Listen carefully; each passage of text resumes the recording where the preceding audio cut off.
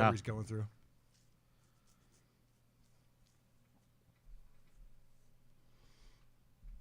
I don't think it's going to help him that I forgot to play his recap last week. Whatever he's going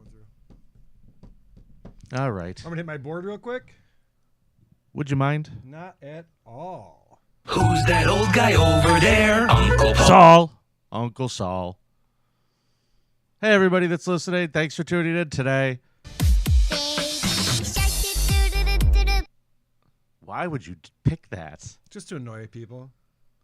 It is the creep off. Did it work? Pretty damn well. Let's Nice. Let's get this sumbitch going. Here's this last week's recap from our pal Tucker Dixon.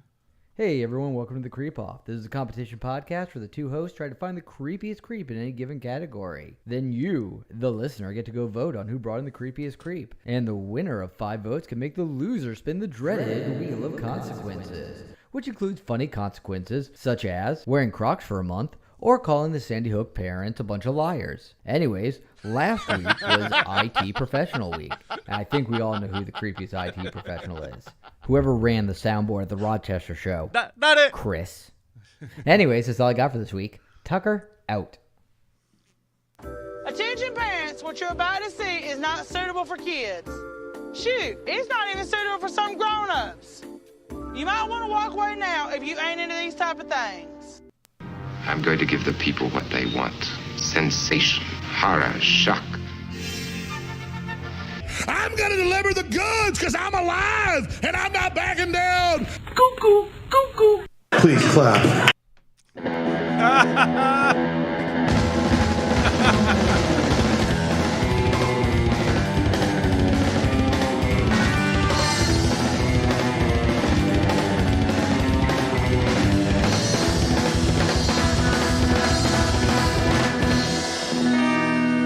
Disgusting, vomit-inducing thing. Hola, creepos. Welcome to another edition of your favorite true crime podcast, the show about creeps, by creeps, for you creeps. I'm your host. My name is Vinnie, and joining me in the studio is my good friend, Karl. What is happening, Vinny Paulino? We're going in for a marathon today, so I'm not going in too hot. All right, yeah, I see that. We're going to pace ourselves. So we're going to do the regular episode here. We got our category, Creepiest New Jerseyer. And then we got a bonus show for all of our Patreon supporters and Supercast that And we're going to record after this. I'm super excited to be able to do it because today's show, the early show is going to be great, and the later show is going to be absolutely disturbing. So good. Oh, boy. Jam-packed. Jam-packed today. day. Cool. So, Karl, let's talk about last week's episode. We did Creepiest IT Professional. Yeah, it was a close one, I believe, right? Unfortunately. Yeah, so the final score is Karl 58 to 54.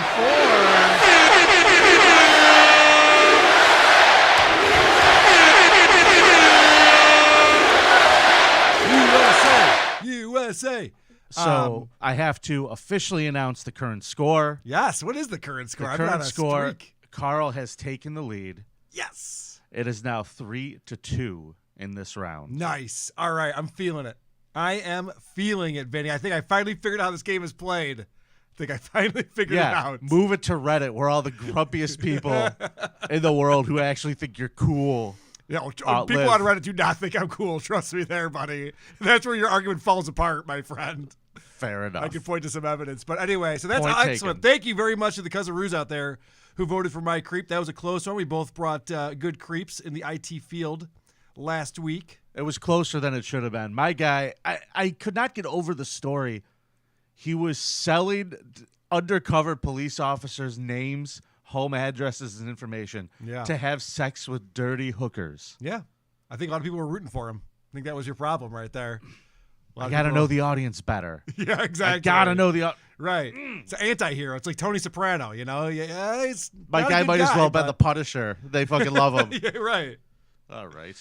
All right. So what are we doing this? Oh, wait. So it's 3-2. 3-2. You still have to Congratulations. do your fast food challenge. Do you have a date picked for that yet? Great question. I was Yes. texting with last week the owner of Rhino's Pizza, who is in Florida with her family currently. She's coming back this week. She's going to sit down on the counter and give me the date options.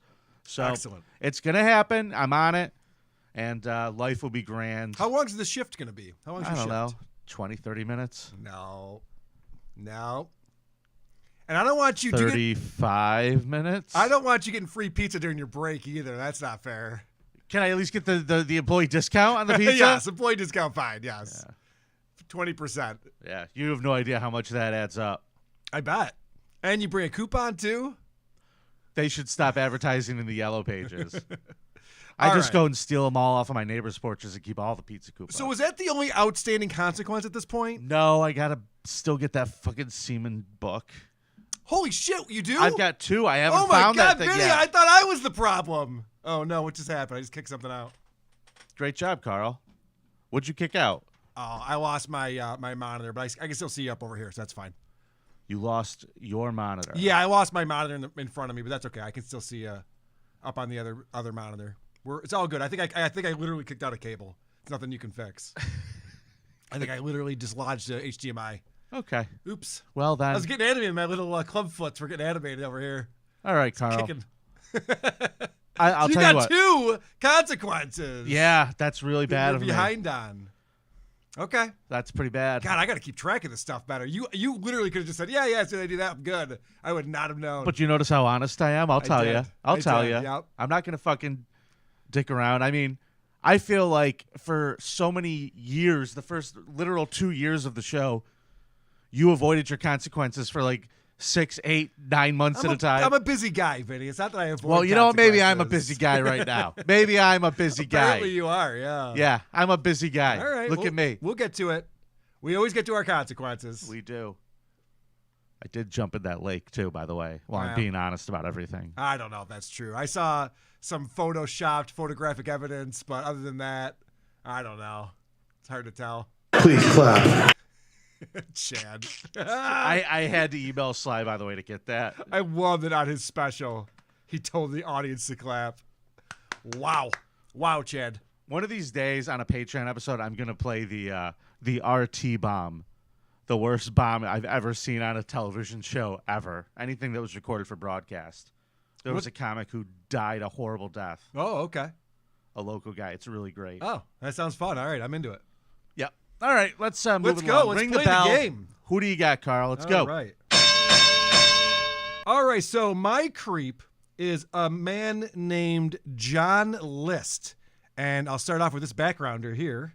The List family lived in a large house in Westfield, New Jersey. The head of the family, John List, had a senior role in a bank. Money was no issue for him. He also had a happy family life, 20 years of marriage with his wife Helen, and 3 kids. John's mother also lived with them. All right, so you got a 19-room mansion in New Jersey. This guy's got a pretty good job at a bank, making some money. He's got the kids. He's got the family. Then on November 9th, 1971, while the children were at school, he decided to go ahead and shoot his wife Helen in the back of the head, point blank range, right in the living room. Then he walks upstairs. His mom's up there. Hey, what was that noise I heard? Oh, don't worry about that. Shoots her right in the eyeball. Takes her out. Mo Green style? Mo Green style. Then his daughter Patricia, 16 years old, and the younger son Frederick get home from school, and he's kind of like hiding out as they walk in. Boom, boom, takes them both out. So now we have the wife, the mom, 2 of the kids, done. Then he made some lunch for himself. You know, got to keep your energy because he needs energy. Then he drove. So did he have a bologna sandwich? Then he drove to the bank. Did he just pound glasses of water and eat a bologna sandwich? Yeah, exactly. Okay. Yeah. Now, this guy's not a drinker. He's not like that. Okay. His wife, though. So then List drove to the bank to close both his and his mother's bank accounts. Then he went to Westfield High School to watch his elder son, John, 15 years old, playing a soccer game. Rooting on his kid. All right, John, good game, buddy. So Good try. everyone's dead at home and he's at the kid's fucking game? Yeah, he's just hanging out watching the game. It better be to meet some of the moms. After the game now that ends, he's single and everything. he drives John home. And then as soon as John gets in the home, he pulls out his gun. And this son realizes what's up and tries to get away. So he's just shooting bullets, missing his son, finally connects. Oh, can I Kills his guess son. how that went? Oh. Yeah, pretty much. Get back here! So then he drags all of the family into the ballroom, leaves the mom upstairs. You're telling me there was a house in New Jersey that had a ballroom? This is a big house. This is a mansion this guy was living What did this guy do for a living? Well, he was a comptroller at a bank. And I don't know if you know anything about banks. They have a lot of money. That's what I've heard. They're in the business of money. All right. But it turns out he actually didn't have as much money, which we'll get to. I'll make this quick. So then he cleaned up the various crime scenes. He moved all the family into the ballroom, tried to scrub things down. He took out all of himself out of all of the family photos. So he's in there cutting out himself to not leave any evidence of what he looks like. Then he tuned in a religious station on the radio, put it up full blast, turned down all the lights, turned off the thermostat, and left. Drove his car and left it at the airport parking lot. There's a lot of smart moves there. Correct. Because the murders were not discovered until December 7th, nearly a month later. The neighbors noticed that all of the rooms in the mansion were illuminated day and night, and there was no activity in the house. So after the light bulbs began burning out one by one, they called the cops. Because it's before LEDs. They didn't last 10,000 hours back then. So the officers were able to get in through a window that wasn't locked, and they find all the bodies. And so they're like, oh, shit, he's got a month's head start on us. Where are we going to find this guy? Like I said, they find his car at the airport, but there's no evidence that he got on an airplane. I think he left it there to try to get them off his scent. And they cannot find him. And at one point, they assume he committed suicide and just, put himself in the ocean or something. Why would he do that? He's a free man. Right. Exactly. So then 1989 rolls around. This is 18 years later. And they decide there's this new TV show on Fox called America's Most Wanted. And they decide we should probably cover this story. This guy killed his whole family, and no one knows where he is. Well, back then it wasn't as easy to figure out what someone would look like 20 years ahead. Like with Stuttering Johnny, just like fast forward 1 year, and like that's what 20 years of aging looks like. He ends up looking like Luke Skywalker in the last one. Right. Yeah. They didn't have that CGI technology quite right. So listen to this. This is actually very impressive what they had to do on America's Most Wanted. Nowadays, experts can generate dozens of images of what somebody might look like in 20 years' time in a matter of minutes. But back in 1989, the police had to enlist the help of the sculptor Frank Bender. He had worked with the police previously to sculpt the faces of people whose bodies had decomposed before the police found them. All he needed to reconstruct a face was the skull. This time the task was different. He had to model somebody's current appearance based off of a 20-year-old photograph. Frank approached this task very carefully. He said that he needed to know everything about John List. He even said that he needed to literally become one with him. Really boring. A forensic psychologist was assigned to help him and draw up a psychological portrait of the killer. Through this collaboration, they were able to make a sculpture of what John may look like now. There was one detail they couldn't get the answer to. Had John started to wear contact lenses? If not, what glasses did he wear now? The psychologist suspected that List would not be careful enough about his appearance to swap the glasses for contact lenses. He also thought that John would have changed the style of his glasses. He thought that List would want to appear more important than he really was. The psychologist decided to go with the glasses with a thin, dark frame. Now the bust was complete, and they handed it over to the journalists. All right, sorry that was a longer clip, but I found this to be incredibly impressive. They got together this guy who usually sculpts faces after someone's decomposed, and they teamed him up with this psychologist who figured out what this guy would look like 20 years after the last photo they had of him. And they used that to bring it up on America's Most Wanted. The America's Most Wanted piece on John List aired on May 21st, 1989. The sculpture was so incredibly accurate that a Denver family immediately recognized their former neighbor, Bob Clark. So this guy was going by the name of Bob Clark. He had started a new life. He had remarried. He's living out in Denver. And his wife's best friend lives next door, and they're having a great life together. Get the fuck out. Then he moved away from Denver, but this aired on TV, and they went, I know that guy. That's Bob Clark. He was arrested for the murder of his family 18 years after the crime.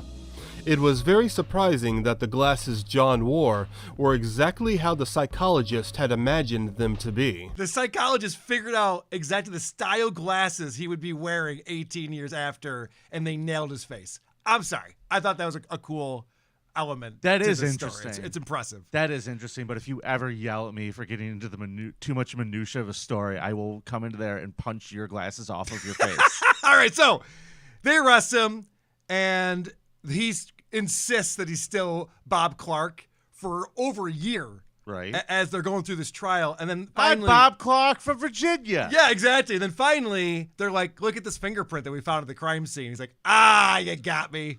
Damn it. It got a little bloody at the crime scene. You left a few fingerprints. Well, that's what I was going to say. Like, Should've the worn only thing gloves. that could have been left behind is fingerprints that he could not have gotten rid of. Right. Because, like, you lived in the lived fucking there. house. Yeah, right. You're going to find fingerprints. Right. All right. So he testified that he actually was having financial difficulties that reached crisis level in 1971. He was laid off for 6 months, and he didn't want to be humiliated by his family. So he would just get up every day, put on his suit, and head off to the train station to sit and read the newspaper, pretend that he had a job, and just like went through his normal routine, and no one knew the wiser of it. Dude, my brother did that. Oh, really? Yeah. I've told stories about my brother. He's a fucking dipshit. He fucking did it in like 78 or something like that. No he was shit. living with my dad married my mother, who was like 12 years younger than him. Mm-hmm. Okay. And she had brothers that were like the same age as my brother. Yep. So my two uncles and my brother got an apartment together.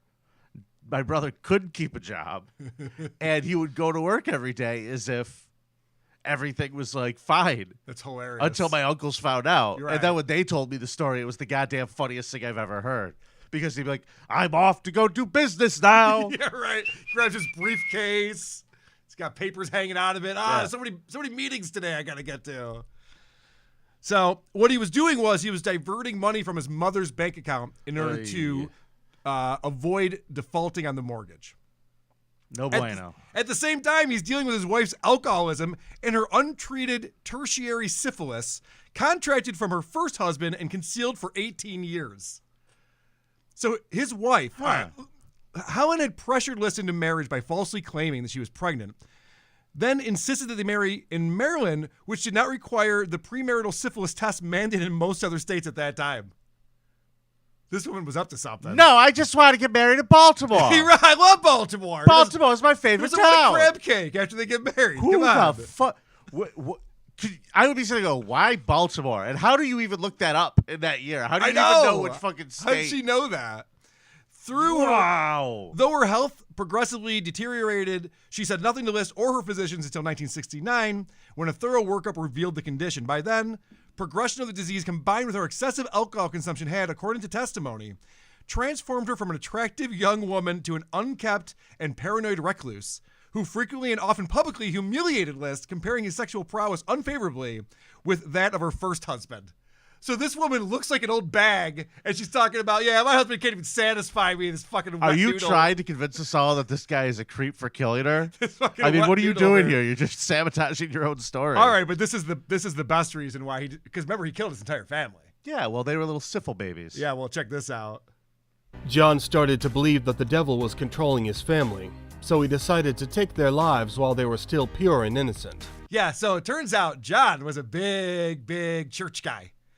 And in a 5-page letter written to his pastor found on the desk in his study, List claimed that he saw too much evil in the world and he killed his family to save their souls. He was hoping to be reconnected with them in heaven because he wanted to kill them while they were still innocent because the devil was controlling his family, Vinny. But you kept going. You kept. Yep. Why do you have to keep going? Yep, and then he went and found a new life and remarried and just went about his business. So good for him. This guy, John List, murdered his entire family, got away with it for 18 years. If not for America's Most Wanted, would probably have lived out the rest of his days. He was obviously convicted, 5 life sentences. He died in prison in 2008. Okay. At the age of 82. John List. Fun one. That's not fun. Oh, I mean, terrible. Awful. Awful Horrific. story. Hate Carl. Hate it. Let's take a minute for the victims. Yeah. All right. Okay. My story. My creep today's heinous crimes may have ended up saving a lot of lives, Carl. His name is Jesse Timidequois. Okay. He was born in Newark in 1961. A woman named Carol Critch, a forensic social worker, was a witness at Jesse's trial a little bit later. Wait, he was born in Newark? Yeah. Okay, you win. Thank you. All right, let's get to that letter. Let's get to that podcast Hitman letter. All right, no, keep going. Okay. So this woman's a a forensic social worker, and she was a witness at this guy's trial later. We'll get to the crime in a minute. But she did the research on his family. Jesse's mother was a promiscuous alcoholic who had 10 children by 7 different men. His father was a violent drinker with a criminal history, and based on information provided by Jesse's mother, he was raised in poverty. They lived in a shack for a while. They had no food. They didn't have heat. And they definitely didn't have any health insurance, okay? Okay. His father used to sexually abuse him and his brother, and the two brothers once saw their father rape a 7-year-old girl. The father tortured and killed their pets in front of them, and once he forced the brothers to eat their pet rabbit. Cooked, I hope. I don't know. I mean, rabbit could be a delicious treat. Either way, Yeah. this is a perfect recipe to raise a creep. Sure. You would think my creep would be the dad. I was going to say. I should stop here, but I'm not going to. Right, I know. In 1979, yeah, you think John List was a bad dad. It's so funny you said Joe List because I wrote that down too. All I'm thinking of is Joe List. That's all I pictured in my head was him just like with a shotgun blasting kids in the creep is face. Joe List. Little skinny Joe List. All right. In 1979, he pled guilty. Jesse pled guilty to attempted aggravated sexual assault in connection with an attack on a 5-year-old girl in Piscataway, New Jersey. He was given a suspended sentence under the condition he get some counseling. He never did that. No. They ended up going and arresting him, and he served 9 months in an adult correctional center. Now, in 1981, he gets arrested again. Another incident involving a 7-year-old girl. Oh, boy. He eventually pleads guilty to attempted sexual contact and to causing serious bodily injury in connection with the assault. He spent 6 years in Avondale Adult Diagnostic Treatment Center for Sexual Offenders. Good news is, when you go to college, sometimes you make lifelong friends. And he did. He met a guy named Jesse Cifelli and a guy named Brian Jenin, who are also sex offenders. Well, of course. That's where you put them all, right? Yeah. So when Jesse gets out of prison in 1988, he moves into a house owned by Joseph Cifelli's mom. And then Brian moved in too. Oh, birds of a feather. And they're all hanging out there. All 3 of them just living there. Cool. How's that for a fucking content house, Carl? Yeah, right? It's even crazier than having Gino Bisconte and Alex Stein in the same house. So on July 20th, 1994, Yeah. little 7-year-old Megan Kanka lived with her parents diagonally across the street from this house. That's not good. It is not good. About 5:30 p.m. Is there a Megan's Law thing going on here? Do they have to tell people that Don't bury the lead. Fair enough. Little Megan. No. My bad. Little Megan was lured into the house to come play with Jesse's new puppy, which didn't exist. He got her into his bedroom. That's as cruel as it gets right there. Yeah. Promises of puppies, and there's no To puppy. a little 7-year-old girl. Oh, that's brutal. You should see him. His nose is so cute. Oh, it's he wiggles pink. his little tail. Oh. He's got that little puppy. He's got that stinky puppy breath. I'm on my way. Little pot-bellied puppy. Loves it when you rub his belly. So he gets her into the bedroom. He tries to attempts to sexually assault her. She bites him on the hand. She screams and tries to escape. He doesn't let her leave, Carl. No. He grabs a belt and starts choking her with the belt till she loses consciousness. Then he took her by the back of her hair and smashed her face on the dresser multiple times. Then he smashed the 7-year-old girl's head into the door frame. All of this seems unnecessary Now- once she's passed out. Now, this has started to cause her to bleed. So what he decides to do is grab a plastic bag and put it over her head. So, he doesn't make a mess. Okay, yeah. He doesn't want to make a mess in his house. Sure, clean it up. So he did that to avoid bloodstains on the carpet. And then he decided to rape little Megan. Oh, boy. Now, believing Megan to be dead, Jesse placed her body into a toy box that he had in his room and carried it downstairs. He put the box into the back of his truck, and he thought he heard Megan cough. So he drove her to the Mercer County Park, took Megan's body out of the box, placed her in tall weeds, and went back to his car, or back to his truck. Okay. And then he's like, you know what? let me go back. And he goes back and decides just to rape her again one more time for the road. And during this time, Megan's mom is, it's 5:30 in the evening. We're going on, later now. She's going, where's my daughter? She's starting to search the neighborhood. This leads her to the mother, Maureen Kanka, to meet Jesse, who's 33. And she said that he told her that he had seen Megan around 5:30 when he was working on his car. I was outside working on my car. I saw her ride by on her bike. I don't know what happened to her. What an idiot. Yep. Because now you just got to answer a bunch of questions, and now you got to make up a whole bunch of stories. The Kankas called police hours later when Megan I didn't know you had a hot found. 7-year-old daughter. That's what I would have said. There's a smoke show across the street from my house. You have a 7-year-old daughter? Is she single? Yeah, I did. She's single. This. Well, I'll tell you what. Let me see. You got a picture of her? Okay, Can I keep this? Can I keep this? There are worse ways to answer that question. There now that I are. think about There's it. a lot of worse ways. So the cops are called. They're searching the neighborhood. They're asking everybody everything they can. Yeah. And someone mentions, by the way, did you guys talk to the pedophile house over there on the corner? You might want to have a chat with those three. Sure. So the cops start talking to Jesse, and Jesse's like, oh, yeah, I saw her around 2:30 this afternoon. And they're like, well, the mother said you saw her at 5:30. Whoops. And he just was like, Oh, boy. Well, he could have pretended it was a time zone thing. I know certain people get very confused about Pacific, Eastern. Believe it or not, Officer Strange's thing, the international date line goes right across this street. Yeah. Just right here, and it's a different time over there. So the police said that he appeared to be extremely nervous, sweating, fidgeting.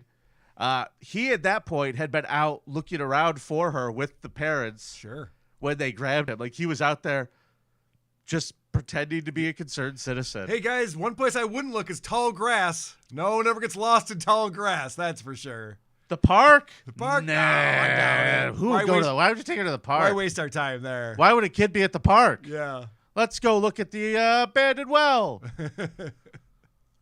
So the cops take him in, and as they're looking him over, like, hey, what's that bite mark on your hand? He's like, I bit myself. Then He should have said the puppy bit him. Just give himself into a whole web of It's a lies. better fucking story. Yeah, well, then the puppy ran away. I know. And he took my toy box. Yeah. The puppy took my toy box. Bad dog. So as he's held there for 24 hours, they start grilling the roommates too. Yeah. And the roommates are like, just tell him what happened or whatever. Like, apparently there's a lot of suspicion that the roommates knew he did this. Sure. And weren't going to say anything. But he confessed, took them to the body, showed them right where she was. And prosecutors allege that he lured her into the home by telling her he could see the puppy. Oh, can I ask a question about Megan then? Because you had alluded to the fact that she was still alive. No, Megan's long dead. Okay, but when did she die, though? Because it sounded like she was still alive in the car ride. Yeah, she may have been dead when he left her there, or she might have been barely alive and died after he left. Okay. I don't know for sure. I right. couldn't find a concrete answer. That's fine. So on May 30th, 1997, the jury returned a verdict of guilty on all counts of murder, including capital murder, kidnapping, and aggravated sexual assault. Now, he was sentenced to death. Good. Well, no, not good. Because New Jersey fucks everything up. Yeah, boy. In 2007, they abolished the death penalty. Okay, great. And he was still alive. Oh, good. So they were like, you know what? You get to mercifully live out the rest of your life in prison. Congratulations. Is there a holiday named after him yet? Jesse's Day? Yeah. It's that day in April when you wear pink. Now, after the murder of their daughter, the Kankas began spearheading a campaign to enact legislation modeled after similar laws in Oregon, providing for police registration and common notification when sex offenders are released into a particular neighborhood. The murder led the legislature to the U.S. state of New Jersey to pass Megan's Law. Good job, Megan. Which requires... You got murdered better than all the other girls. No, you've obviously helped a lot of people with that. I mean, you fell for the dumb I have a cute puppy thing, but at least it led to something good. That's the thing. And Megan's sacrifice, I guess probably a couple other kids got a shot now. But this was really crazy. And I've had about my fill up to here with sex offenders the last day or two. Me too. And we're in the bonus episode going to fucking oof. Boy. Oof. Boy, oh so boy. That's my creep this week. Jesse Timidaquis, right. the Timidaquis, the man who this is the reason Megan's Law exists. Very good, Vinny. All right, ring the bell. Well, the bell's over. The bell so, has been rung. what do we want to do now? We're gonna do some Who Are These Creeps? Yeah, let's do it. Let's get into Creepos. Now, as you know, Vinny. Yep. What we like to do on the Creep Off is not only just the best true crime podcast people can listen to, but also prove it because we're petty. And so what we've been doing is dissecting one true crime show at a time to prove that we are the best true crime show on the internet today. That's us. To quote a guy who's a good friend of mine in Canada. Oh, One of the best shows on the internet today. that's us. And what I've been doing is we've talked about Nancy Grace and My Favorite Murder, and we've been going through some of the big shows that everybody has heard and knows. Yeah. Not this week. Ah. This week, I want to talk about a show called True Crime and Red Wine, hosted by Britton and Leslie.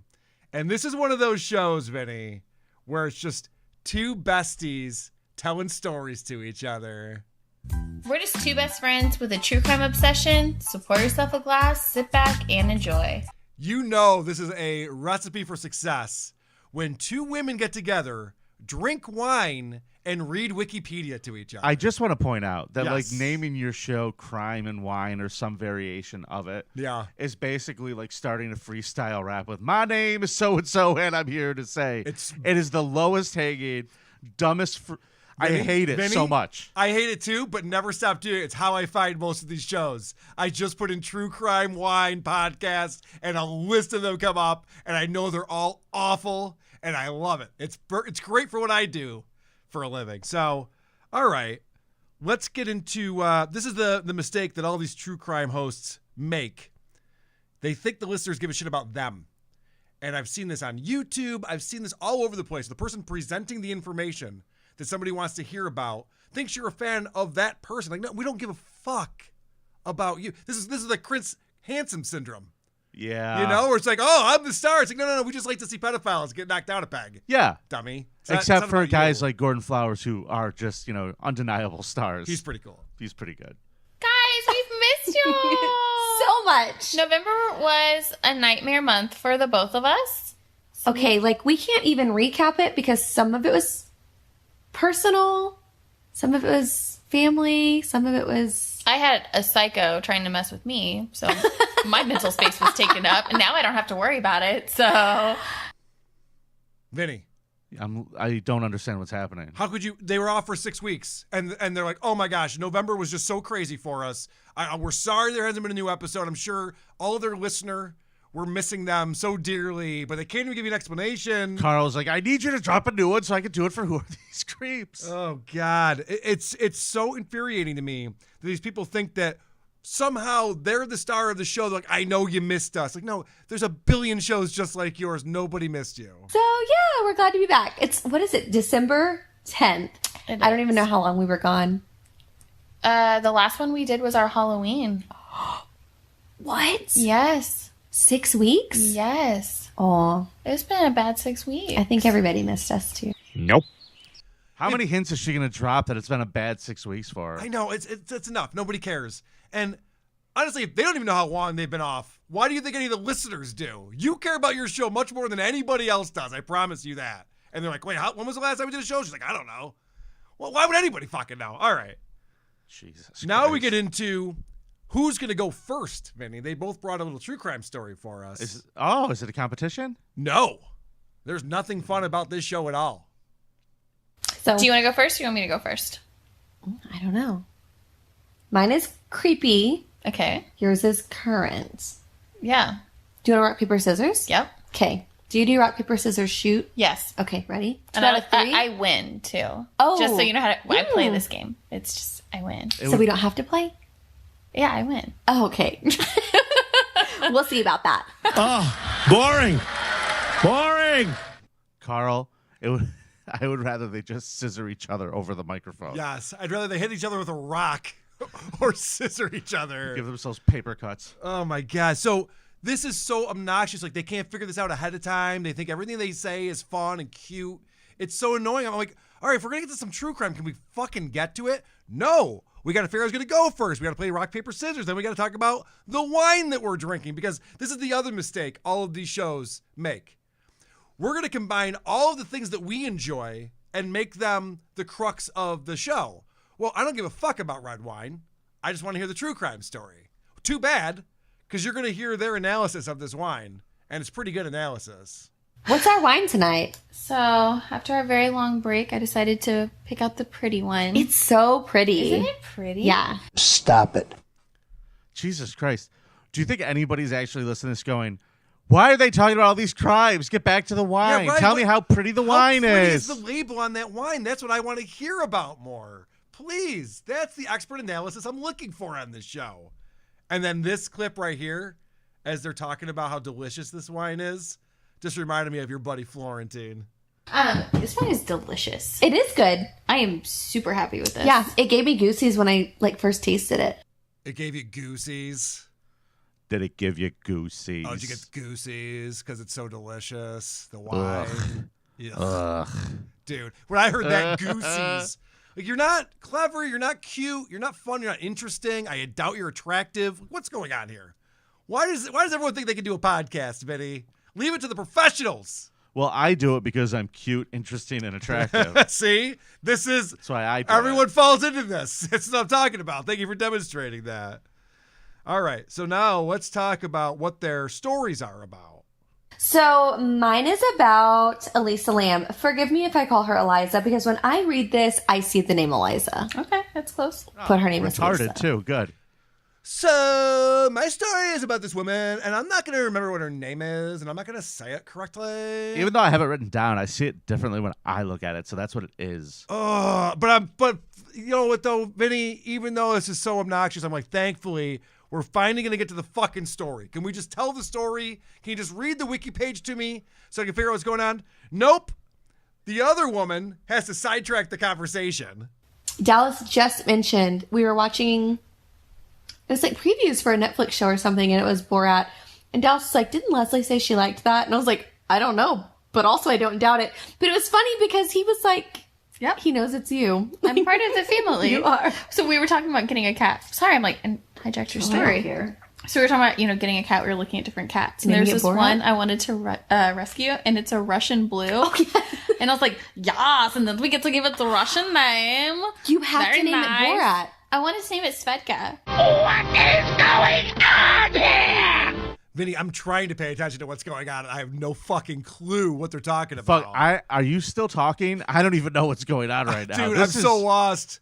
Who's getting a cat? I don't know, but Borat's Were you getting a cat? Who's getting the cat? Borat's from Kazakhstan. I know that was part of the USSR at one point, but they're very confused about geography. And it will be again. All right. So yeah, so they can't help themselves. This is the problem, and I don't want to just make a blanketed statement about women in general, but I will.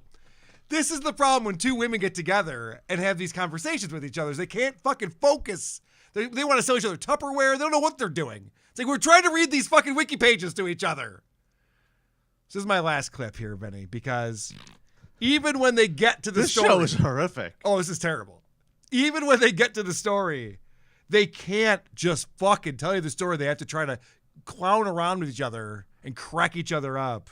Her parents were immigrants from Hong Kong, and they had opened a restaurant in the area, Canada. God, I had to think about where Vancouver was. Canada land? Canada. It's funny. Well, I don't think it's funny. All right, so these are two humorless, witless idiots who think they're important because don't forget drugs. Because they read Wikipedia pages to each other.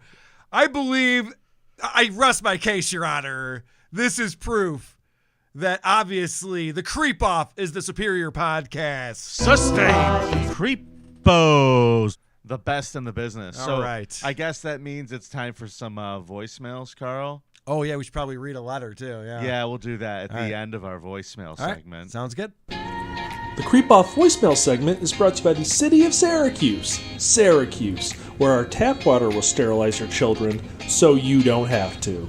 See you in Syracuse. What a wonderful service from the city of Syracuse. Yeah, it's smart. All right, this is a pretty solid question from a listener. Hey, all this child porn, they always have terabytes of porn, right? But I'm wondering, is it the same porn, or is everyone getting arrested for the same child porn? Has the FBI or whoever, like, commented on, you know, is the rate of child porn, like, victims going down at the very least? And all these pedos are just sharing the same shit. You guys seem to be the experts on child pornography, and so I'm curious on your thoughts on this. Go fuck yourselves. Whose job is it to determine the unique number of CP images out there, or videos? That's not a job I want, sir. It's that one guy we talked about last week. Oh boy, oh look, I got doubles. 30,000 files. I'll be here all weekend, honey. I'm not going to be home from work. Spilling over on my desk today. Yeah. No idea, buddy, but I'm sure people do get no idea. And a weird thing to even think, I have to say. All right. Now, this is someone who pointed out that last week there was something very disturbing that we completely missed. Oh. So I think I've heard the most disturbing thing I've ever heard on the Creep Off on this IT episode. And it was during the Scum Parade. You mean to tell me there's a facility somewhere that has a blind retard washing dishes? Those dishes aren't getting clean. I don't care what you say. They're not getting clean. That's disturbing as fuck. See ya. Yeah, good point. Yeah, went right over our heads. By the way, I've been to that restaurant too. You ever get the fork that's still got the fucking food from the last guy who ate with it? Yeah, like, it turns out that the slow guy in the back is being raped by a counselor. Yeah. And he just didn't see the dirt on that one. Apparently the server didn't either. Come on, you're ramping this shit up for everybody. Pay attention. Hey, Carl, here's a suggestion for another edition of Who Are These Creepos? Okay. Hey, Vinny or Carl or whatever intern is listening to this message. I just was listening to the last episode and was just wanted to let you know that you should check out Small Town Murder. It's a two comedians that talk about murders, and they try to make it funny. Maybe a little bit better than you guys. Maybe not. Oh. Maybe they are. I don't know. I'll take the challenge. Love the show, though, Brian, and I think you guys should check it out. I think you'd be entertained. Anyway. Oh, that was like a legit suggestion. Like, you think someone will like the show. I hate that show. Weird. I think it's terrible. I've never Have you heard it? No. Oh. I just know we're better. Of course. Yeah. Well, I'll prove it. That's fine. We can do that. Carl, I got to tell you, this guy's just following you everywhere. Hey, Vinny Winnie. Hey, this is Chad. Hey, Vinny, if you could pass it along to Carl. This is Chad Zumach. And, you know, with friends like Carl, who needs enemies? You know, Vinny? Ha ha ha ha ha ha. But I always vote for you because you're the people's champ. Vinny Winnie, the people's champ. Fuck Carl. See you. That was about as funny as a real Chad Zumach Yeah, voicemail. that was pretty accurate. I recently changed my Twitter name to the to the V-Man. V-Man? All right. The V-Man. Somebody put a meme or something on our subreddit that just showed like someone sleeping. Like, let's try to listen to the Z-Man with a bunch of Z's. So that's pretty good. That checks out. This is I really appreciate this call. Whoever left this one, thank you. What's up, Carl? What's up, Vinny? I just wanted to call and say thank you, Vinny. Because of you, we get to see Vic's tits. I don't think anyone's thanked you yet. And barring Carl's computer fucking up posting a JPEG, we're all kind of in debt to you. Thank you very much, Vinny. Yes, also, sorry. Kazaroo! Nice. Yeah, sorry, I can't get my computer to upload the JPEG. I'll just describe them to you because I was able to see them. Yeah, Vinny, that is a good point. Yeah, you're welcome, everyone. That's why I'm the people's champion. Don't you forget it. And last call. We have a creep alert. Oh. Hey there, I'm calling in with a creep alert.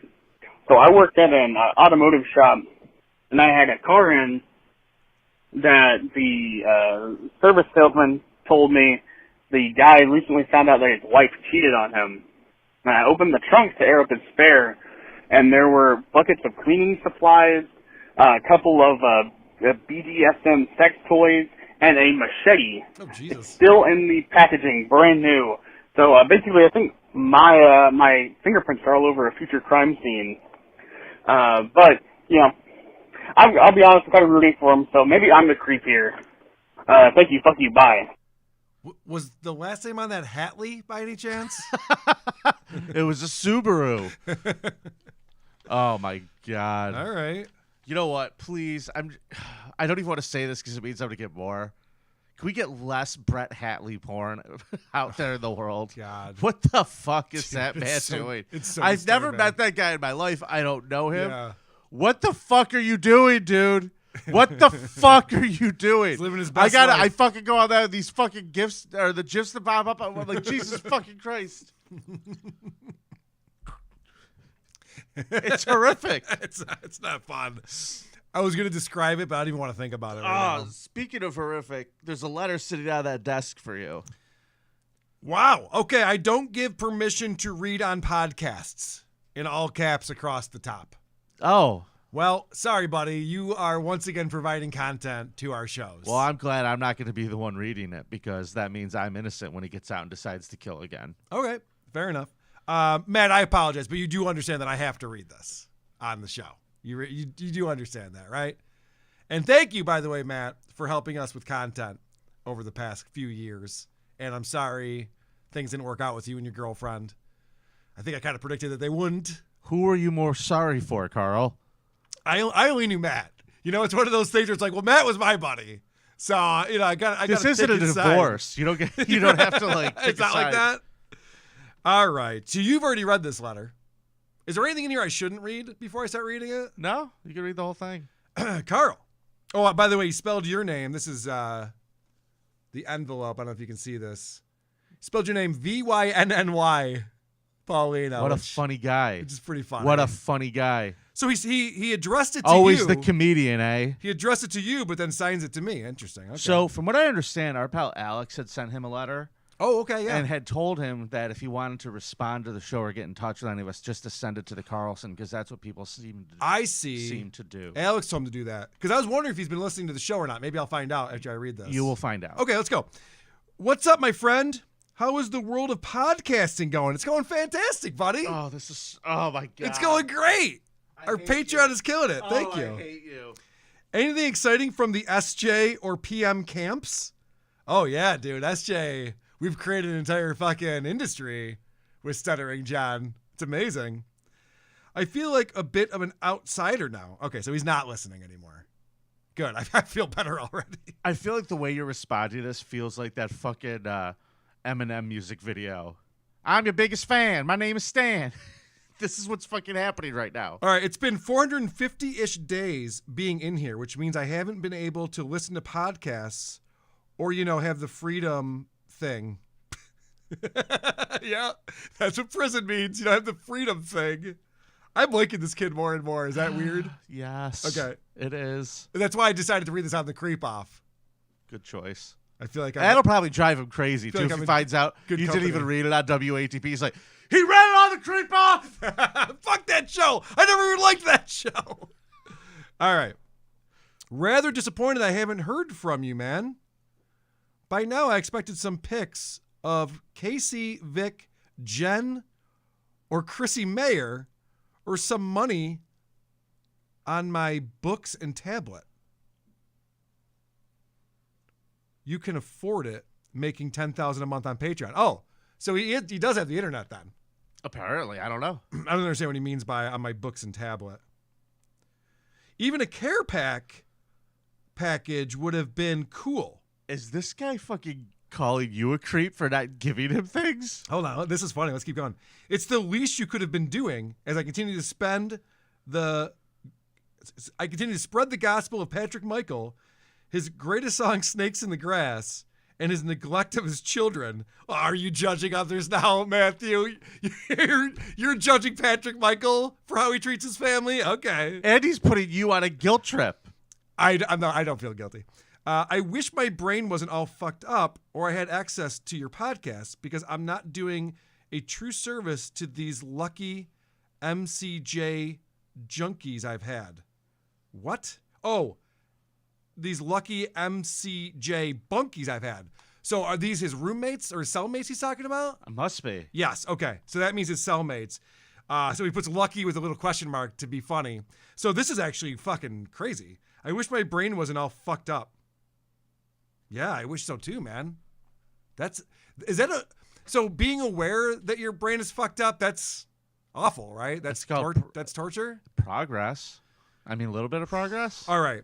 So let's get back to I want to keep going, but let's get back to this thing where he thinks I should be giving him money or a care package. Could you just send him some nudes of your wife, please? Yeah, that is weird he included that name. Anyway, I will be with Chrissy this weekend. Maybe I can get some shots of her in the hot tub or on the lazy river. Just send him a link to her OnlyFans. She doesn't have an OnlyFans. I know you've had people write. I know you've had people write. I did not. I didn't tell anyone to write. Yeah. But I'm not reaching out to do an interview or tell stuff about my case. I am just bored and lonely. Oh, that's sad. I've been reaching out to people, and surprise, surprise, they aren't responding. I'm looking at you, Alex, and Next Grotto. I've been jailing well, even in the time I spent in the MH wing. That's a mental health wing. Yeah. There's only so many card games, puzzles, chess, books to read, or pictures to color pictures to color. Oh no. Hey. Before it gets tired and repetitive. Hell, even all the hustlers get boring. They got nudie mags in there? All right. Apparently. That's something. I know his type. My day is pretty boring. I wake up 7:15 to 7:40. Did I ask? I wake up between 7:15 and 7:40 when the... Really boring. I'm sorry. I'm struggling with this. He wrote this. This is not number 2 pencil. This is the lightest fucking pencil. I mean, this is impossible to read. It's so... That's Michigan penitentiary pencil. Yeah, it's not good. All right. I know we're going long here. My day is pretty boring. It's a lot. I wake up between 7:15 and 7:40 when the somethings come on for breakfast. Cereal, fruit, bread, egg. Go back to sleep till someone knocks on my door for laundry. Oh boy. Oh, there's a lot here. I'm the unit's laundryman. It gets me a little food. I wonder if he's lost some weight. I bet he has. Then lunch, which is between 11:20 and 12:20, mostly crap. Then play cards, usually spades, poker, rummy, or screwed. Kill lockdown at 3p. Till lockdown at 3p. We're locked for 1 to 1.5 hours till dinner, usually. I read color pictures or complete puzzles during that time. Dinner is 4 to 5. Oh my gosh. They treat these people like they're in their 70s. They eat lunch at 11:20 and eat dinner at 4. So whenever your grandparent goes, I'm in a nursing home, and they treat me like it's a prison. They're not lying. Mm-hmm. Those old people are not lying. Yeah. And then I fall asleep to Jeopardy. Did you have as much fun with this as I'm having when you read this, by the way, Vinny? No, I bet it's insanely disturbed. I'm feeling guilty that I'm all right. I'm a smile reader. What can I say? All right. So then he says, dinner 4 to 5, more bullshit. Then I watch the news till wound care, leg wrap for my lymphomia. Oh. then back to the rock till 10 p.m. lock. Some days we get Rex, others that it's more laundry, cards, and cook-ups. Commissary on Monday and Friday. Win and exchange Wednesday and Razor Pass on Fridays. Wash Razor Pass? What the fuck? What is Razor Pass? Razor Pass on Fridays. You think he has those scooters they get to like cruise down the hallways? No. That'd be fun. They let them shave once a week on Fridays? Oh, that's probably what it is. I was trying to think, like, what is Razor Pass? Is that like they're hiding contraband and like passing shivs around and shit? It's got to be like they let him shave. They probably supervise him with a razor and let him shave. That's interesting. Okay. Write back and ask questions. I will write back to Matt. This is exciting. I don't know why he didn't want this read on the show. This is fun. We're learning. Write back and ask questions. Let me know what's going on in the world. Oh, dude, I got a lot to catch you up on. If you want to support me, touchpaydirect.com is for commissary account. Gettingout.com is for the tablet. You can send me your email if you want to send messages that way. You know my email. Whatever. MyCarePacks.com is to send care packs. Video visits can be set up at icsvideovisit.com. Oh, shit. Can I record that? Can we do a video visit with Matt Lewinsky and put it out as content? Can this be my new show? Carl and Matt? Only if it's on our new $20 Patreon tier. All right. Use my name and inmate number. Cool. All right. Let's see what else he says. Patty wishes he jailed as well as I do. The inmate formerly known as Podcast Hitman Matthew Lewinsky with his number. P.S. Pass my info along to Carly. Carly? Yeah, Carly. Patrick Michaels Carly. I forgot about that. Okay. Pass my info along to Carly. She could use a step up from that ginger butt crack. Dude, she might be single, buddy. Hope you get out soon. P.P.S. Get me a few magazine subscriptions. 2. The Wrestling Observer.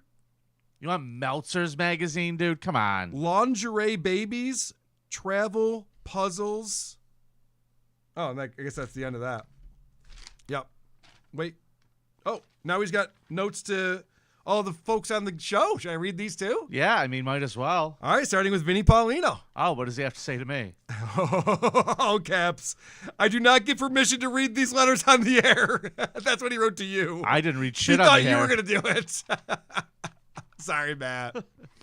Sorry, Matt. This is fun. We're having fun. We miss you. I followed your directions, Matt. Croge, don't tell anyone, but I miss you the most of the WATP co-hosts. My favorite asshole. That's nice. Andy, be more like Joe. All right. His brain's working. He can write jokes. That's good. Mean Doug. Thank you for bringing PM into my life. Now get me some Doritos and chili. Is that what Mean Doug does? Interesting. Nice Doug. Oh, he's got Nice Doug on here too. Send swag to me in here or pics of your co-host in a bikini, assuming it's still the broad. You know what? I'm going to send him pics of my co-host in a bikini. He asked for lingerie pictures. I should just mail that. That's funny. Dick Masterson. Oh, shit. I was just on his show yesterday. I wish I could have told him about this. Same as Carl. Send me money on my accounts. You can afford it. And he says, from the guy who brought Patrick Michael clips to your crossover. So he thinks he deserves payment for that. I might throw him a few bucks. Why not? Because he murdered a woman. Yeah, you keep coming back to that, Vinny. Like a broken record over there. I mean, if Dick was here right now, he'd go, yeah, a woman. But he's not. And actually, so I am, and I'm saying. Honestly, the jury's even out on that. Jen, I may have been too subtle, but I want to. Wait, what? I may have been too subtle, but I want to pin your feet behind your head and fuck you good. Send sexy lingerie shots. Love you, Matt. All right. Well, that went a little too far. He wrote that to Jen from the Jingles Department. Jen from the Jingles Department, yeah. I think she's taken. I don't know. All right. Pat Oates. Getting Carl to reach out to you and your skewering. Ooh, I can't read this. Something, the wild pitch. The next week is right up there with all these Patrick Michael segments I had for 2 years. I hope I made your podcast radar. It's been funny. That must be a show that Pat Oates does. I'm not aware of. I'm sorry, Pat. I love you. And then Pat, he sent a note to Patrick Michael. Well, I don't know. You think I communicate with this guy? I'll try. Patrick Michael, looks like I won. Carly and the kids are gone, and you only have your lame podcast left. Don't know why you feared the stardom I gave you, but whatever. Hell, write me. So my rock looks like I won. So my rock can hear your bullshit firsthand. Podcast Hitman. Like I won. Well, number one, dude. All right, that's it's fucking uncalled for to send that fucking letter. Like, talking about fucking Jenny like that. It's fucking uncalled for. That's my favorite part of this letter. Yeah, that's know. pretty fucking funny. He's gonna pin her feet back behind her head. What is he gonna fall on her? Yeah, and that's the last time anyone ever heard from Jenny Jingles. Oh, wowee! Matt Lewinsky wants money and a care package. I wish he had an Amazon wish list. That'd be so much easier. But I'm really bad at like mailing stuff. Are there lawyers on Amazon? Is that, dude?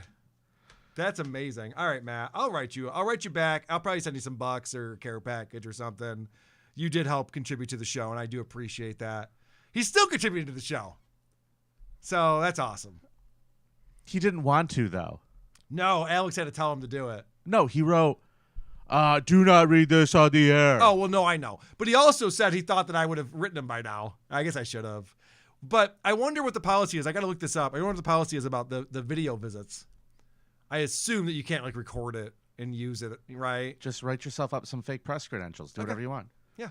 All right. So, Carl, I think it's time for a Scum Parade, and I am very excited because we got a amazing new Scum Parade jingle from our pal, the Fast Food King. This is awesome, and I hope you have it on the board because I do not. Scum Parade, take me on a raid of these fuck charades that these creeps have made. Scum Parade, Vinny and Karl gonna tell you about some fuck shit. Scum Parade, like stories of a kid fucked by his mom or dad, soaking up the blood of a cat. Scum Parade.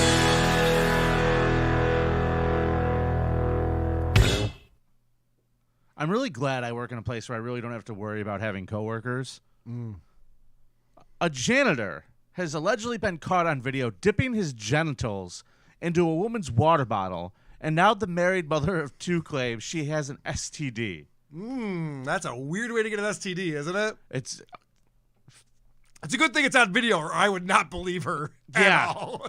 Oh, yeah. Oh, the janitor put his dick in your water? That's why? Sure. The janitor put his dick in my water! Yeah, I've heard that one before, honey. Lucio Diaz, 50, is facing charges of indecent assault and aggravated assault with a deadly weapon. Now that doesn't build your ego up. I don't know what would. Yeah, no shit. This individual is a 6 man. The woman, 54, told ABC 54. Ugh. Texas, she wished to remain anonymous. This is in Houston. I wonder why she wants to remain anonymous. Could you imagine that first date? Oh, you're the woman who got the STD from drinking dick water. Yeah, no, I heard about you. Everywhere she goes, she's just constantly coughing because she just can't get it out of her fucking mouth. Oh, fucking dick water lady. Yeah. Good idea. Like, keep What's your up, identity. DWL? How you doing? Yeah, right, exactly. If she was a wrestler, that would be her nickname. Now coming to the ring. DWL. Dick my water God! lady! Dick water lady! Dick water lady! She noticed a bad smell in the water dispenser at her job in a doctor's office following the August incident. She decided to only drink water from her own water bottles. But last month, she thought her own water had been mixed with urine. According to court records, a urinalyst confirmed her suspicion. She said footage from a camera in her office shows the janitor, when he pulls out his penis and puts his penis in my bottle, basically rinses his penis in the water. Mm-hmm. Well, how do you wash your dick, Vinny? In other people's water bottles, Right. Carl. Exactly. I treat their water bottles like people treat the ball washes at golf courses. Exactly. Just dip. I learned I acquired a sexually transmitted disease for which he is also tested positive for, she told ABC. Mm-hmm. He gave me an STD I will have for the rest of my life. Nothing is going to change, and nothing will make it better for me. In fact, I feel like for the rest of my life, I will have to be careful. Yes. Yeah. Take your water bottle home. Don't leave it at your desk, stupid. Yeah. According to court records, Mr. Diaz is in the custody of Immigration and Customs Enforcement. He's a Mexican national with unclear immigration status. So you really shouldn't drink the water. That makes sense, actually, now that I think about it. Is that the name of this episode? Don't drink the water? Don't drink the water. Wow, it's that easy to contaminate water. Just all it has to do is touch a Mexican, and it's bad for you. Now, here's the fun part. Yeah, cheap what's labor. the fun part? Well, cheap labor is really important to some businesses. Yeah. The woman said that the janitor kept working at the building where the doctor's office is located despite the management being made aware of the situation. And hey, we have this video of the janitor sticking his dick in this lady's water bottle. Could you fire him or something? He does a good job. $2.20 an hour. Who am I paying $2.20 an hour to? I can only pay this subhuman over here from Mexico. I mean, I get it. You got to make business decisions. They have a duty to protect their tenants, and they wholly failed in those responsibilities, the woman's lawyer said. So, lawsuit. Yeah. Oh, yeah. Yeah. The Houston Police Department said that others could also have been affected, adding that Mr. Diaz could face additional charges. If I were him, I would just say this was like a cultural thing. Yes, correct. This is how we make sure the water's okay to drink. Yeah. By dipping our dick in it. If my dick doesn't fall off, then it's good to drink. So Right, I was really just doing this woman a favor. And frankly, I got the STD from her water bottle, okay? Oh, that's good too. Yeah. Thank you. Maybe I should be the lawyer. I didn't know I had warts until I finally washed my dick off, and there they are. All right, I had no idea. You think you could get away with that? Giving me an STD from your water bottle? How dare you? All right, you want to go to Florida, Carl? Oh yeah, we have a song for that. We do, and I just pulled it, so it would be right there for me. Oh no, listen, we're playing the fucking Florida song. I'm not getting any more messages. Someone's not prepared. For what? Oh, I'm prepared.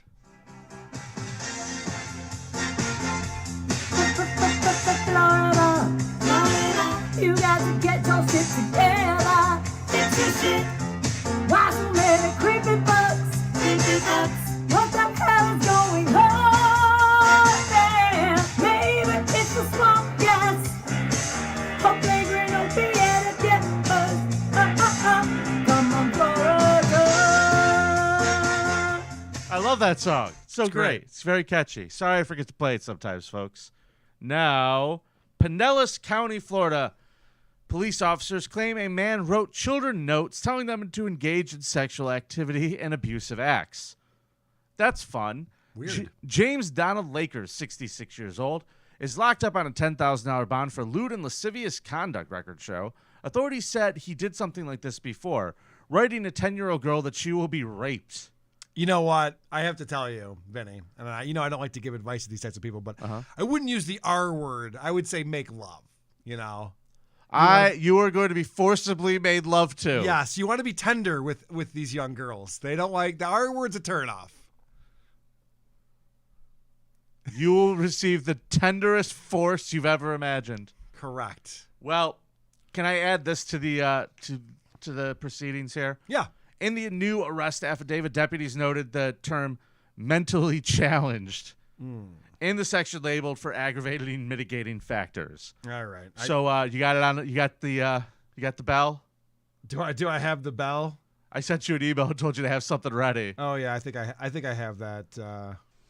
Retard alert! Retard alert, class! Sorry, I was conserving my computer's energy for our double show today. I apologize. On October 7th, Laker allegedly put a green sticky note on the victim's mailbox across the street from where he lived. It was addressed to 2 children, deputies said. Authorities identified the kids as a 6-year-old and an 11-year-old. The notes told them to engage in an act of sexual abuse with their 3-year-old brother. Yeah, I think that's a kind of a fun sticky note. Just says, don't forget to suck off your baby brother. Oh, thanks, mister. Thanks, Mr. Laker. It's a little reminder for you. Tie a string around your finger. Tie a string around your finger is the name of this episode. The defendant left a second note inside the victim's mailbox instructing the same, deputies claim. On both occasions, the notes were found by one or both of the child victims. Mm-hmm. Deputies say they canvassed the neighborhood. They claim they found the handwritten notes in the same handwriting at Laker's home. So they were like, oh. Don't forget to tell your neighbors to suck themselves off. He's giving himself little reminders, too. There's a sticky note on his mailbox. Yeah. Don't forget to sexually harass the children. Don't forget with the vague rape threats. Don't forget that. I don't know why he's turning into Gary from San Diego in my mind right now. Don't forget to suck off your brother. That's not good. Hey, Carl, don't forget to suck off your brother. When they asked this guy if he left the notes, he said, How should I know? I'm retarded. Good answer. The defendant admitted to writing the inappropriate notes left on the victim's mailbox, as deputies wrote. When asked why he did this, he said, quote, he felt like it. The defendant stated he was, quote, locked up when he did this 20 years ago, and he admitted it was wrong in the past, and now for him to write notes like this to children When asked if he was having similar urges as he did in the past, the defendant replied, "Once in a while." Mm-hmm. Laker apologized. Oh. So let's move on. Oh, he apologized. In the words of Ricky from Trailer Park Boys, it's all water under the fridge. It's all water under the fridge. Let's move on, guys. Records do said not sorry. name an attorney working on his behalf. I mean, because obviously, what does he need a lawyer for? No, he's got this. Yeah. They said he was charged in 2002 with lewd and lascivious conduct as well, and did the same thing to the aforementioned 10-year-old girl, introducing her to perform a sexually abusive act to herself. Yeah, you don't start this type of shit when you're 66 years old. If you're writing notes like this to children, this has been going on for a bit. Dude, he literally, here's an excerpt from an additional note written by the defendant read, P.S. I will show my penis. You will be raped. See, this is what I mean. You will be sued. Yeah, don't use the R word. It's very harsh. People don't like that. Good point. Let's go down to Carrollton, Kentucky, Carl. Okay. A Carroll County man has been arrested on charges that he abused a 2-year-old child and posted a recording of the abuse on a social media platform. Okay. Not smart. Benjamin J. Franklin. Benjamin Franklin? That's his name. Jesus Christ. The balls on that mother to name her son Benjamin Little Franklin. Betty Franklin. You better be sure you got a genius coming out, and it doesn't sound like that worked out well. You That's gambled and fucked you up. lost, honey, Mrs. That's- Franklin. So, yeah, that's a bad choice for a name. He was arrested October 13th by the Carroll County Sheriff's Department for criminal abuse of a child under 12 and strangulation. He is scheduled to be arraigned October 19th. His arrest report says deputies were called to Carroll County Memorial Hospital by the child's mother about her child being abused and said there was a story on Snapchat belonging to Franklin regarding it. This motherfucker used Snapchat to put video of him holding the child, a 2-year-old child, up by their neck and shaking them, strangling them, as if he was Homer Simpson. Well, it sounded to me because he also threw the kid down on the bed. It sounded to me like he thought that he was like a professional wrestler and he was going after the toddler, brother. Wait until I see you in the ring, the toddler. It'll be all over Snapchat. We're going to take things to a whole nother level, dude. I'm going to kick your ass up and down Snapchat, brother. When I lift you up over my head by your neck and slam you to the canvas, brother. You didn't have a chance, toddler. Did he give him the leg drop? Did he do that? Did he go off the ropes and do the leg drop? Because I know that I prefer the people's elbow. Dude, all right. This might be a crazy idea. And if it is, you can cut it out of the episode. But would that be a fun professional wrestling event where just adults beat the shit out of toddlers in the ring? My God. This is pandemonium. That toddler's climbing up his back like a squirrel up a tree. Yeah. He's grabbing his hair. He's grabbing his hair. I picture the toddler after getting his ass kicked for 15 minutes straight, just gets up, starts freaking out, does the ear thing to the crowd. Everyone starts going nuts. He's stomping a mud hole on little Tyler. Yeah. And then after the toddler gets all pumped up and ready to go, they just smash him down again. This would be fun. All right, that's inappropriate. I'm kidding. All of that was a joke. The toddler's hands are taped. By God, he's on the top rope. Franklin is being held at the Carroll County Detention Center on a $5,000 cash bond in order to have no contact with the boy, his mother, or their home. After locating him, though, he was advised of his rights. They straight up arrested him, and he admitted to deputies that, yeah, I did it. It's really hard to argue when you put it on fucking Snapchat. See, I would have said, you haven't seen this new filter? There was no boy. I in was this using video. the child abuse filter. I was using the child abuse filter. They get rid of it already? Shit, that didn't last very long. It was on there when I was using it, though. It's great.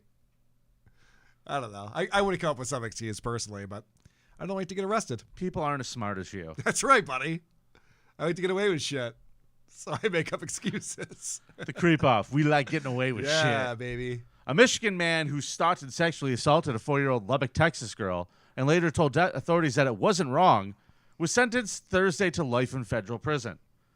Thomas John Beaucamp, 22 years old, received the sentence of the U.S. District Judge James Wesley Hendricks. Now, a federal jury in June convicted Beaucamp on 16 counts, 1 count of transportation of a minor to engage in criminal sexual conduct. Well, she got herself there.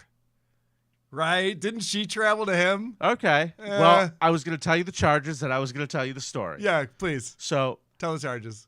Transportation of a minor with intent to engage in criminal sexual conduct, 1 count of travel with intent to engage in illicit sexual conduct, 1 count of enticement of a minor, 2 counts of receipt of child pornography, 10 counts of production and attempted production of child pornography, and 1 count of cyber stalking. Oh, bitch, bitch, bitch.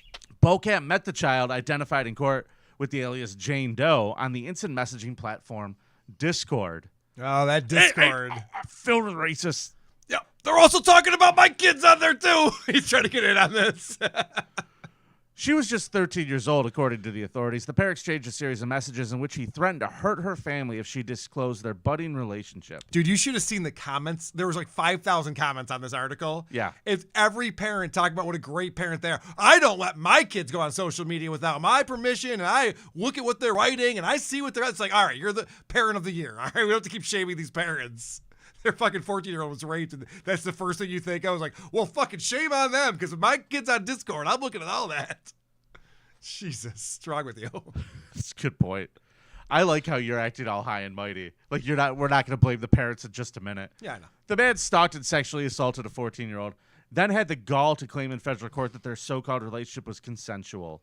Meacham, the attorney, said in a Thursday news release, the child who bravely faced her abuser in court asserted in no certain terms that his advances were unwelcome.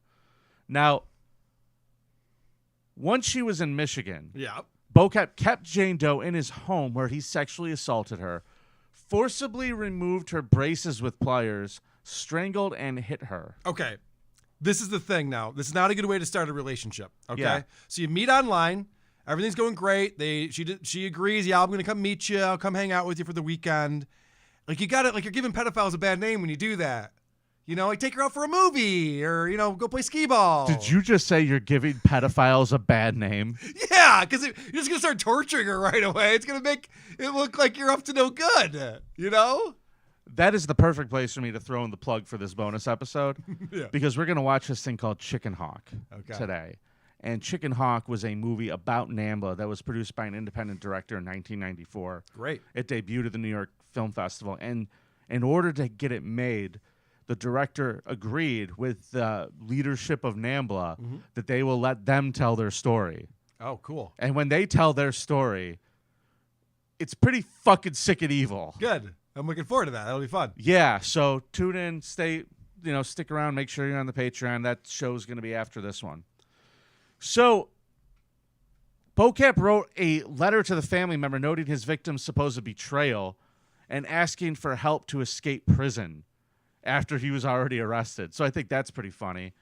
At Thursday's sentence hearing, prosecutors introduced into evidence a record jailhouse phone call in which Beaucamp insisted he would not apologize for, quote, unquote, raping a 14-year-old.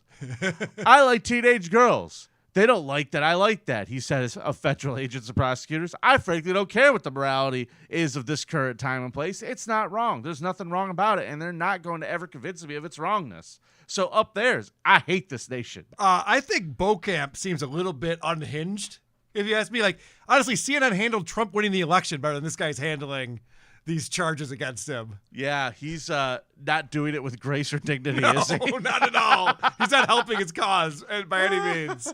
He will not be shown in airports from now on based on this behavior. So life in prison for this fucking asshole. This is also from the article. The teen's father testified at trial that when she ran away to Michigan, his terrified daughter brought her baby blanket with her. Oh, well, that's all well and good, but your daughter's a whore, sir. Your 14-year-old daughter traveled across state lines to fuck a guy she met on Discord. She brought her baby blanket to lay down so she didn't make a mess. Right, exactly. The fact that his dad's just like, oh, she's just this poor innocent girl. It's like, no, she met a dude on Discord and decided to go fuck him. Listen, I'm not victim. It sounds like I'm victim blaming. I'm going to back up from the microphone. Sounds like I'm victim blaming here, Vinny. Oh, boy. Oh, boy. All right, moving on. Well, that's the end of the Scum Parade this week, Carl. What a fun Scum Parade that was. Yeah, so, folks, remember to vote this week on Reddit. You can find all the links on thecreepoff.com. Find us on Patreon on Supercast. Also on our Patreon bonus show, we're going to be doing a little expose on Nancy Grace. I'm looking forward to that. I pulled some clips for us. I cannot wait for that. We're going to have a lot of fun. And I got some great Scum Parade stories. We're going to have a Scum stream. Wow. We have a lot going on today. This is going to be jam-packed. So we are going to end the show here today. And we'll be back next week. And until then, Remember, it's nice to be important. It's more important to be nice. Gia.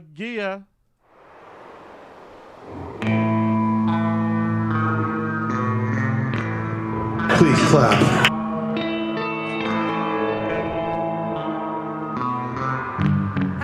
I'm retarded. It's the Creep Off. What the hell is this supposed to be?